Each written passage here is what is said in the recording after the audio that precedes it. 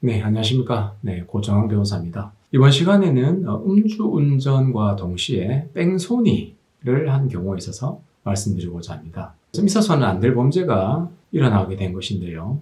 이 뺑소니, 특가법상에 이제 도주, 사고 미조치, 이런 용어로 일단은 이야기가 되는데요. 뺑소니 같은 경우에 음주운전을 상태에서 사고가 났을 경우에 그 두려움 때문에 현장을 탈환하는 경우가 많이 있습니다. 그렇지만 이것은 분명하게 잘못된 선택은 맞긴 맞습니다. 그렇지만 실제로 이런 일이 일어났을 경우에 그러면 우리가 어떻게 대처해야 될 것이냐는 또 별개의 문제죠. 왜냐하면 이건 이미 일어난 사건이기 때문에 만약 여러분들이 이런 사고에 지금 일어나신 아닌 상태에서 이걸 보시게 된다면 절대 이런 일이 있어서는 안 되시겠고요.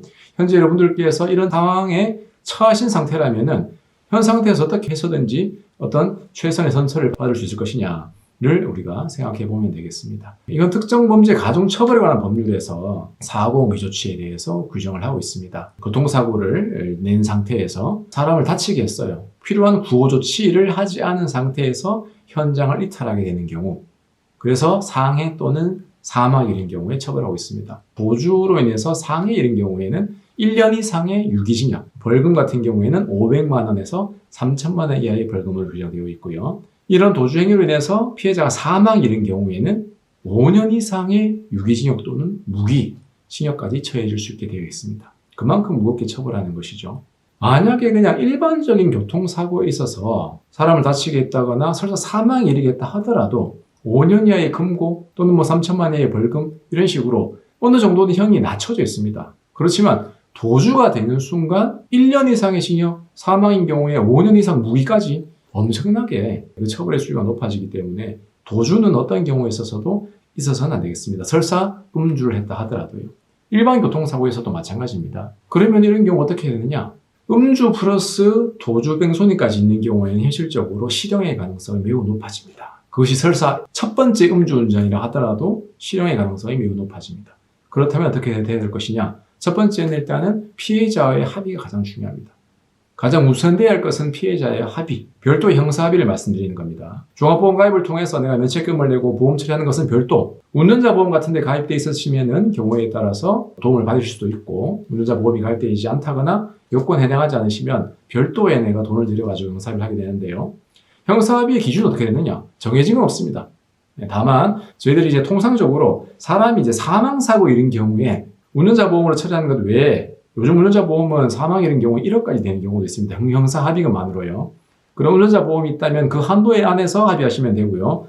운전자 보험이 없다, 내 돈으로 내야 된다는 경우에 일반 교통사고에 있어서 사망에 이른 경우에 통상적으로 한 3천만 원 정도, 2천, 3천만 원 기준으로 형사 합의금을 별도로 종합보험으로 처리되는 것 외에 순수하게 내 돈으로 별도로 그 정도의 형사합의금을 지급하는 경우가 많이 있습니다. 상해의 경우라면 그보다 더 낮은 금액이겠죠. 그런데 여기서는 음주가 같이 또 플러스가 되어 있잖아요. 그렇다면은 과연 그 유족 측에서 통상적인 어떤 3천만 원 기준으로 형사합의 해줄 것이냐, 어떤 금액이 적정한 것이냐에 따라서는 그 유족 측의 의사가 많이 중요하겠죠. 그래서 음주, 뺑소니로 인해서 사망 또는 사해가 일어났을 때 형사합의금은 통상적인 기준에 한 3천만 원, 사망의 경우에, 또 사항의 경우에 그보다 낫겠죠. 2천, 1,000이 될 수 있는데 여기서 음주가 더해졌기 때문에 그 이상이 될 가능성이 높다. 유족 측이 어느 정도 생각을 가지고 있느냐, 또는 우리가 어느 정도 유족의 마음을 용서를 구할 수 있느냐에 따라서 달라지는 경우가 많이 있습니다. 예외적으로 하나 말씀드리자면 합의가 안 되는 경우에 형사공탁할 수 있느냐? 현실적으로 없다 보시면 됩니다. 왜? 형사공탁을 할 때 요즘 실무가 내가 공탁을 한다 하더라도 반드시 피해자의 동의를 받아야 되거든요. 그럼 피해자가 동의를 해주느냐? 동의 안 해주죠. 분노한 상황에서 형사합의가 안 되는데 돈을 공탁하게 만든다? 피해자가 동의해준다? 그런 게 현실적으로 거의 없기 때문에 우리가 흔히 알고 있기로 형사합의 안 되면 공탁 좀 해라, 이런 것들은 지금 실무상 맞지 않습니다. 피해자와 형사합의가 되지 않으면 형사공탁도 안 된다고 보시는 게 맞습니다. 법률 개정으로 형사공탁을 일방적으로 할 수 있는 개정, 그런 어떤 법률이 논의되기도 하고 실질적으로 상정도 되기도 했었는데요. 아직 통과돼서 시행되고 있지 않습니다. 따라서 현재 기준에서 형사공탁은 할 수가 사실상으로는 없다 보시면 되고, 어떻게든지 간에 형사합의를 유족 측과 하는 것이 가장 중요합니다. 그래서 1차적으로는 형사합의가 굉장히 중요하다. 그 다음으로 중요한 건 뭐냐? 섣불리 뺑소니, 도주를 인정하시면 안 됩니다. 이거는 명백한 도주를 말씀드린 것이 아니고요. 예를 들면은 아주 경미한 사고, 살짝 접촉사고가 났는데 아무 이상 없어서 그냥 내가 현장을 이탈했어요. 그런 경우 정말 경미한 접촉사고가 났는데 현장 이탈했다. 그런 경우에 무조건 도주가 되느냐? 안 될 수도 있어요. 법원에서는 자연스럽게 발생해서 자연적으로 치유가 되는 것 같은 경우에는 상해로 안 보거든요. 그러면 도주치상, 도주치사는 상해가 발생했을 것을 전제로 하기 때문에 매우 경미한 상해에 이르지 않을 정도의 상처가 났을 경우에는 상해가 아니기 때문에 도주치상이 성립이 안 된 경우가 있어서 실질적으로 정말로 경미한 사건인 경우에는 설사 내가 도주를 했다 하더라도 섣불리 내가 도주를 인정할 필요는 없습니다. 그리고 또 내가 할 수 있는 범위 내에서 구조치를 다 했어요.